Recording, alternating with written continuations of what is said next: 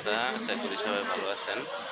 আজকে যমুনা ফিউচারে যাচ্ছি বড় ভাইয়ের সাথে। এই সাইকেল দিয়ে যাবো আজকে আমি বড় ভাই মুক্তার ভাইয়ের সাথে। তো চলে আসলাম যমুনা ফিউচার পার্কে। এখন আমরা যাচ্ছি গাড়ি পার্কিংয়ে।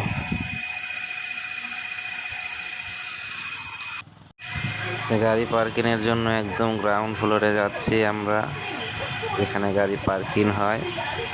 গাড়ি পার্কিংয়ের দিয়ে ঢুকতেই বুঝলাম যে আসলে অনেক গাড়ি, প্রচুর গাড়ি বন্ধুরা, দেখতে পাচ্ছেন আপনি। এখন আমি ঢুকে তো অবাক, মানে পার্কিংয়ে যে এত গাড়ি থাকে আর যমুনা ফিউচারে যে এত মানুষ, এত ক্রেতা, আসলে বাইরে থেকে বোঝা যায় না যে এটার ভিতরে এত মানুষ শপিং করতে আসে। আমি তো ঢুকেই পুরো অবাক। হাজার হাজার বাইক দেখেন, এখানে হাজার হাজার বাইক পড়ে রয়েছে পার্কিংয়ে। এত মানুষ আসছে, যদি দুইজন করেও আসে তো অনেক মানুষ। এত মানুষ আসে যমুনা ফিউচার পার্কে মানুষ শপিং করতে, তা আসলে আমি জানতাম না, বাহির থেকে বোঝা যায় না এত মানুষ যে আসে এই জায়গায়। দেখতে থাকুন আমার ভিডিওটা বন্ধুরা, দেখেন অনেকদিন পরে একটি ভিডিও দিতেছি আপনাদের।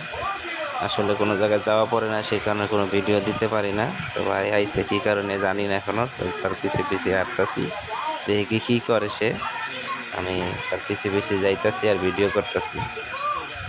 যমুনা ফিউচার পার্কে আসি, একদম গ্রাউন্ড ফ্লোরে গাড়ি পার্কিংয়ে। দেখি ভাই কোথায় যায়, হাঁড়ি তার পিছিয়ে পিছিয়ে হাঁটতেছি।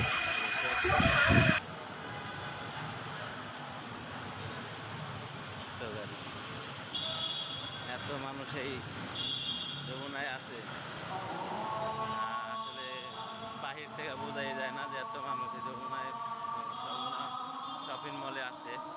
বাহির থেকে বোঝা যায় না, অনেক গাড়ি, অনেক বাইক। এই যে গাড়িগুলো দেখতেছেন, প্রচুর ক্রেতা আসে, বাহির থেকে বোঝা যায় না।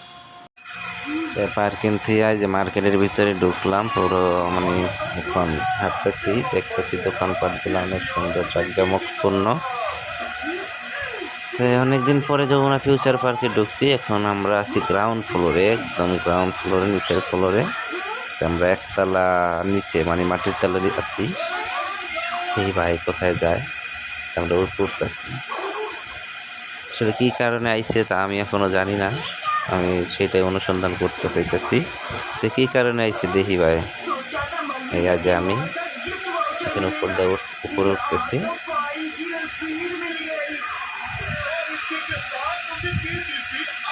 আসলে কিছু কিনবো নাকি নিব আমি এখনো জানি না, আসলে জানলে আপনাদেরকে জানাবো।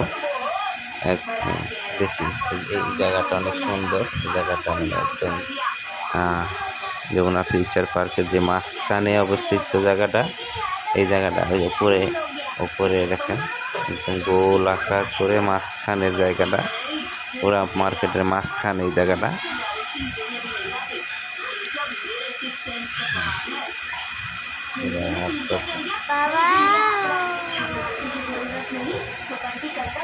আসলে এখনো জানি না কি করবো সে মার্কেট।